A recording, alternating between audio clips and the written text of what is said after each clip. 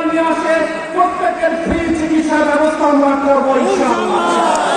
আমাদেরকে ফ্যামিলি কার্ডের টোপ দেওয়া হয়েছে, আমরা পরিষ্কার করেছি শুধু ফ্যামিলি কার্ড না, আমরা একটি স্মার্ট সোশ্যাল সিকিউরিটি কার্ড বানাবো, যে কার্ডের মধ্যে ন্যাশনাল আইডি, টিন সার্টিফিকেট, আমাদের হেলথ কার্ড, প্রত্যেকটি কার্ডকে একীভূত করে বাংলাদেশের প্রত্যেকজন নাগরিককে এক কার্ডের মধ্য দিয়ে সকল সামাজিক সুবিধা তাদের জন্য আমরা নিশ্চিত করবো ইনশাআল্লাহ।